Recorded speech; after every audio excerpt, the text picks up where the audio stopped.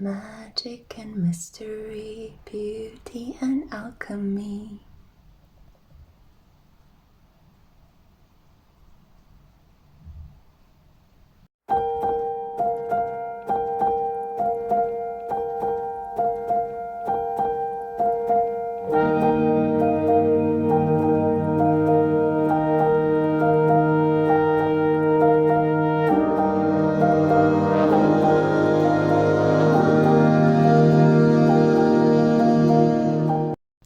Hey crew, welcome to a very different video. In this clip, I aim to focus mostly on how to read tarot cards in a specific spread formation. I really felt the need to create some instructive or educational clips for those of you out there who kept reaching out to me regarding how should we read tarot, what is the meaning of certain tarot cards sitting next to one another, what specific formations are the best in terms of interpreting a career reading or a love reading. And I just wanted to create a video that is stripped bare of any romantic topics or questions, such as pick a card readings. I just wanted to give you a full focus on simply the tarot cards, their meaning, the symbolism on them, how you might interpret them, why do they appear in a certain formation, how you can unblock energies, and just to give you a sneak peek as well into my own daily tarot reading practice. So this is the purpose of this video. If you enjoy it, if you find it useful, I'll make sure to create more. This is the first of its kind, so I'm feeling a little bit experimental and highly creative. I am filming this under the energy of the new moon in Virgo that we started off the week with. And as you guys know, Virgo at the moment is being strongly opposed by Neptune and Pisces. Neptune, the planet of divination, spirituality, and tapping into the higher realms. So I'm using this beautiful energy. I'm a Pisces Sun myself, and I'm trying to provide you with content that hopefully will help you to develop your own tarot reading practice, or maybe inspire you to find a different viewpoint on the cards that you are reading. Keep in mind, this is my subjective viewpoint. If you talk to other tarot readers or watch their work on their channels, you might get a completely different perspective. But I just felt the need to create such a clip that will focus predominantly on the tarot cards themselves. I somehow want to put them in the foreground. I think that there are a lot of misinterpretations out there. There are a lot of people quickly jumping to conclusions without really focusing on the beauty, the magic, and the mystery of the tarot cards. So I wanted to begin in today's installment with the Romantic Tarot. This is an incredibly positive tarot deck. It emanates soothing energy. And I also have the booklet here. This is a deck that was kindly donated to my channel. So it's such a pleasure for me to be using things that you guys are gifting me to my channel. I have a tarot and oracle wishlist in the description box below. If you're interested in sending me a tarot deck, I will be more than happy to reward you with a free tarot reading, and also to keep using it in these free readings I create for you here on my general YouTube channel. So I have the booklet here, and I was thinking I could also look into the traditional descriptions of some of the cards that are going to pop up here today and give you my perspective on it. Sometimes I don't agree with everything that is written in this booklet, and it's usually related to the fact that the booklet describes a card on its own, but when you see cards sitting next to each other, that to me is symbolical of the way in which they work their energies. It's telling a story that the booklet cannot describe with just one card only. So, following this brief introduction, I'm really happy to just get into it, okay? Let's get into the tarot reading. I normally like to begin my tarot practice by doing a reading for myself. I think this gives me a certain objective detachment from the personal readings that I do on a daily basis. So as objective as you can be in this profession, obviously. So I like to pull 9 cards from a specific tarot deck that I feel drawn to in that day. If cards flip back into the deck, I like to search for them and bring them out. There we go. We have the Three of Wands. We have the Four of Cups. We have here the King of Swords. I like to pull 9 cards, 9 being the number of completion. And for some reason, ever since I started in my tarot practice, 9 card spreads were the ones that really could help me tap into my own energy. I ask Spirit to show me my energy before I can interpret the energy of other people. We have here the Eight of Wands. We have the Four of Wands. The Three of Coins, or Three of Pentacles. We have the King of Wands blocked or in the reverse. And I also, rather than pulling cards out, I prefer to let them pop out. There we go, and exactly 9. We have the Seven of Wands and we have the Strength card. Okay, so I let the spread sit a bit like this. I also like to take a look at the card at the bottom of the deck because I think it brings a specific insight. It might give you the key to how to interpret the rest of the deck. It is the Ace of Wands, but it is blocked, and now I'm going to begin the process of unblocking these cards. Thankfully, we only had 2 cards that were blocked, the King of Wands and the Seven of Wands. Okay, so we have our spread. Let's keep it orderly, so that the energy can clearly spring out from this spread. Okay, so let me just pull the camera downward so you see most of these cards much better. 9 is the number of completion as well, and I do feel that pulling a 9 spread card offers a very complete picture. It's contained. The energy is kind of orderly, organized, or at least it seems like that to me. So the Three of Wands is sitting next to the Four of Cups. I could even do a quick spread and try to show you what I see in these cards individually and then tell you how they seem to be related in my viewpoint.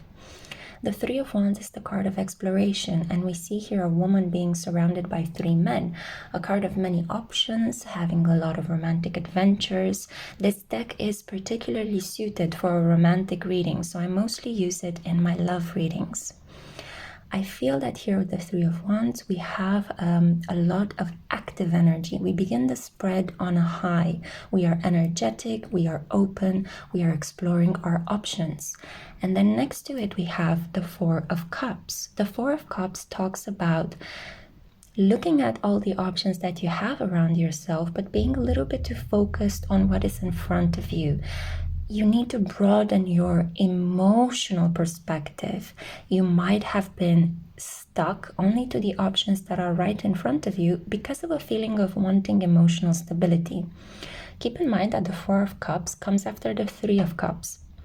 So after the celebration that is being brought on by the Three of Cups, you have to sit down and figure out, at the end of a party, so to say, which partner should I choose? Whom do I want to keep building things with? This is the Four of Cups. It talks about solidifying an emotional opportunity.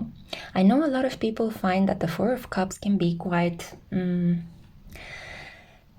strange. I know some tarot readers dislike it because it looks almost as if it's the card where you're missing out on an opportunity because you're not seeing the bigger picture, where you're being a little bit indolent. You're feeling as if you're not grateful for all of the many options presented in your life. But to me, this is the card of a chance opportunity, something that is being granted to you that you had no idea that you could actually access, and it's expanding your emotional world. It's a once-in-a-lifetime opportunity as well. And we have it here with this gentleman that is taking the hand of this lady and looking deeply into her eyes, almost as if saying, do you want to have a go at this? You know, I'm more than ready to partner up with you and make your dreams come true. This card is sitting next to the King of Swords. The King of Swords is a representative of air energy, a fierce communicator, a person that enjoys justice, reason above anything else. This is a person that is highly emotionally controlled, almost to the point where you think that this person is cold or can be quite cruel in the ways in which they express themselves. This can represent a state official, a judge, a lawyer, a journalist, somebody that uses his words to create a living. Court cards usually represent people in tarot readings, and this shows an individual that is around your energy, or my energy in this case, that is wanting to communicate, wanting to give me a piece of advice, a piece of news regarding either a legal or administrative matter, something also related to teaching and education. In this case, because the King of Swords is sitting next to the Four of Cups, this is communicating very clearly and justly about an emotional matter. And this is related to an opportunity in love that will stop the chasing around for other romantic options. So you see how each card individually represents one thing, but when you see them in a sequence, they tell you a story. Something is building up already. Let's move on to the second row. We have here the Eight of Wands. The Eight of Wands is the card of fast action. Wands always represents fire, always represents action, movement, physicality. We are getting up and going. We are doing something with this energy. We had here the doing towards chasing your romantic options, maybe going out, flirting, saying yes to many dates. And now the energy is building up. We went from the Three of Wands, we're building up to the Eight of Wands. Things are speeding up. Remarkably, in this specific tarot deck, the Eight of Wands shows a person that is exhausted. They have woken up from what looks like an intense night of passion. One of the partners woke up at least, and it feels as if the other partner is still resting, exhausted from the intense physical activity of the night before. There are also some incense burning in the background in this beautiful fan shape, which kind of talks about the deeper meaning of fire energy, which is action and sexuality brings you closer to the divine. By putting your body in movement, by making love, by running around, by being athletic, you are also firing up your spiritual energy. Because one thing that I will keep repeating over and over and over again on this channel and in my practice as well is that sexuality and spirituality are interlinked. Blocking one blocks the other. So if you're not having sex, or if you're not in your sexual energy in your life at the moment, it will be harder to connect to the divine. And also the Eight of Wands talks about a furious orgasm. I'm trying to make this general, guys, but we need to call things by their name. Eight is power, and One's energy is fire, passion, movement, sexuality, spirituality. So this talks about a powerful orgasm that helps you see God or feel God, connect to something higher than you. Even a little bit of having an out-of-body experience to the intense pleasure of the physical act you have engaged in. And beautifully enough, things are kind of toning down a little bit. After this intense moment, we see here a spiritual union. So things are solidifying. We have a Four of Wands. We're going from the Eight of Wands to the Four of Wands. Things are solidifying a little bit.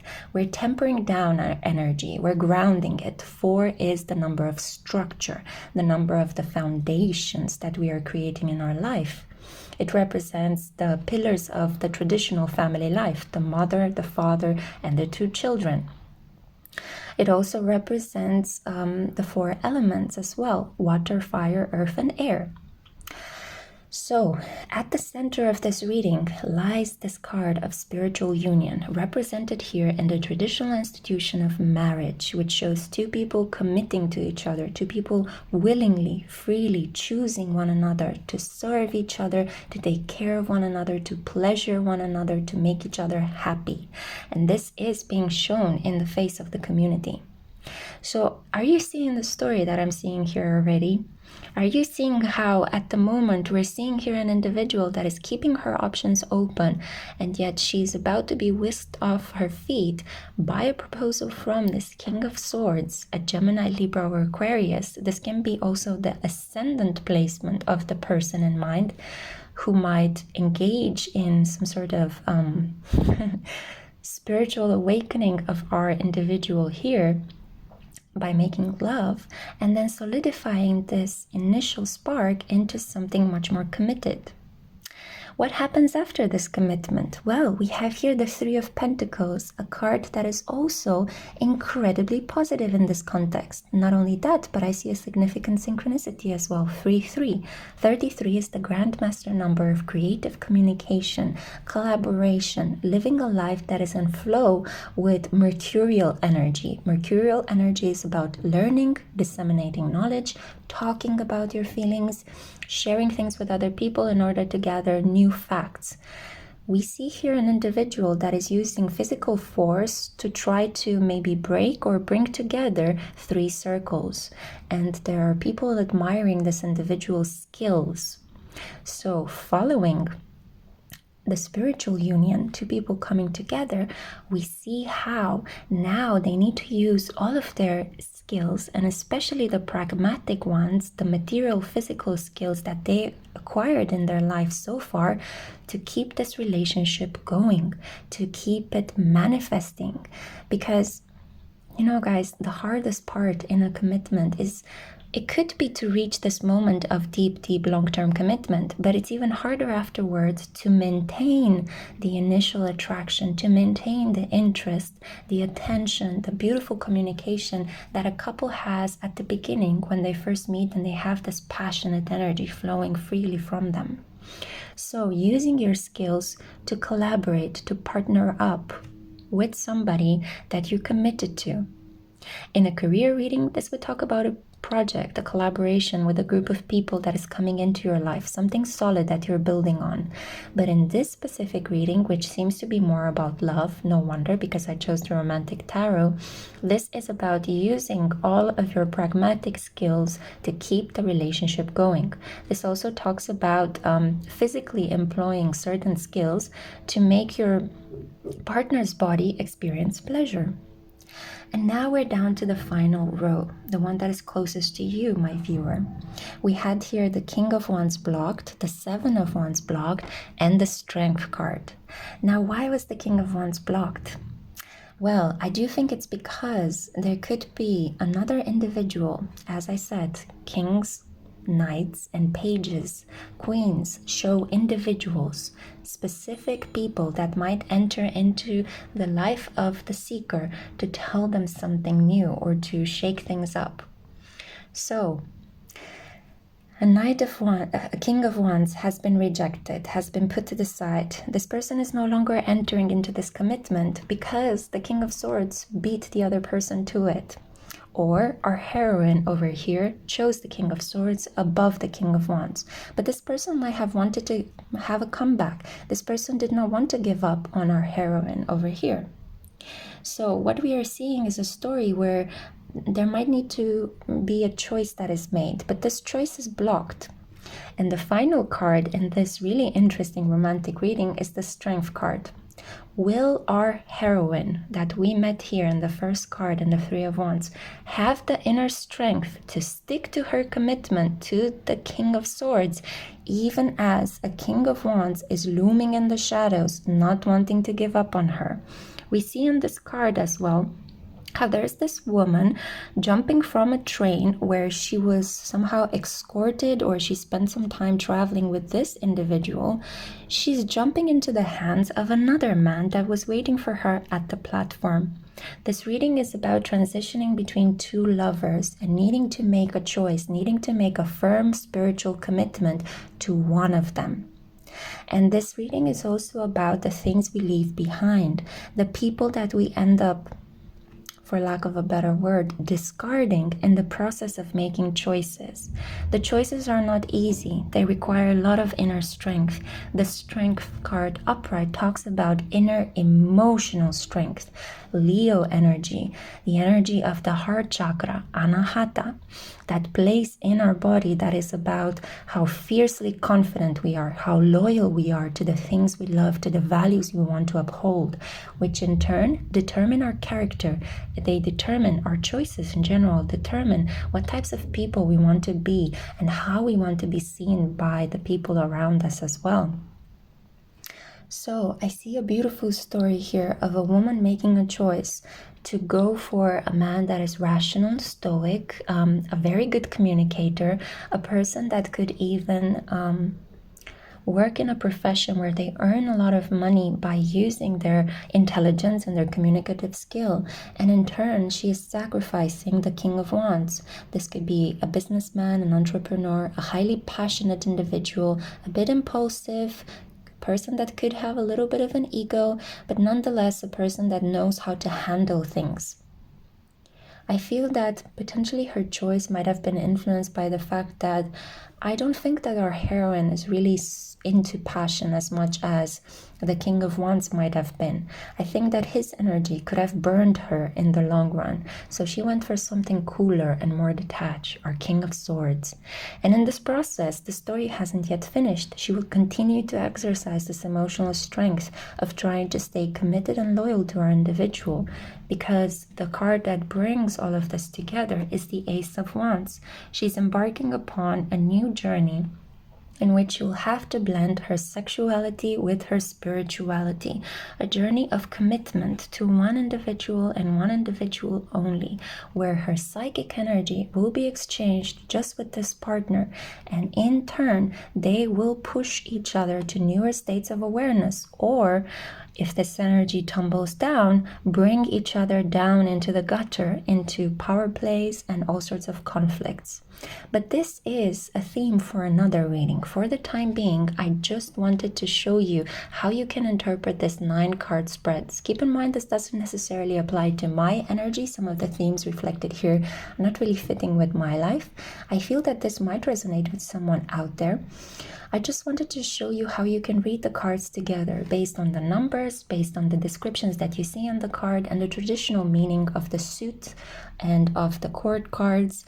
We have here one major arcana and one major arcana only, which shows that strength and inner determination is a fated mark of this individual's destiny in this lifetime. I did wanted to show you the traditional meaning from the Romantic Tarot. So let's see very briefly for the first and the last card, the Alpha and the Omega. What is the description that we have here in the deck? So the Three of Wands shows the Queen Bee. It takes courage to say yes. It takes strength to say no. From torn pride filters a new light. Expectation. Wow, and it was 2202 when I said that. Queen Bee, yeah? Look at the beautiful synchronicity, the beautiful correspondence. We have here Leo energy, yeah? We began with, it takes courage to say yes, it takes strength to say no, limiting all the potential romantic options that you have at the moment to focus only on one and spiritually communing with this person. And then we have the Leo card, which beautifully wraps up this energetic reading. So let's see the Strength card. Futile efforts. Violence can do nothing against gentility. The romantic soul is always the strongest. Commitment. Yeah? So you see how beautifully the descriptions in this card, in this booklet to be more precise, are giving you some hints, but it takes a good level of perception, intuition, and artistry to link all of these different elements together and to come up with this story. It's been a very clear reading, and I thank Spirit for that. I really hope you have enjoyed this. I don't want to keep it too long. I know your time is precious. Let me know what you think of this type of readings. I might name them Tarot School. It sounds a little bit pompous, but I don't want to name them Instructive Tarot Readings. So yeah, I look forward to your suggestions. Share with us as well some tips from your own practice if you feel so inclined. And if you need anything, my services, have a look at my Tarot and Oracle wish list. I also have a twin flame novel. Follow me on Instagram. I have another channel, Spiritual Soulscapes, where I just debuted my Spirit podcast for your viewing pleasure. Everything is linked in the description box below. You have everything you need there to get in touch with me on a deeper level. In the meantime, I'm sending you lots of light. Bye, my loves.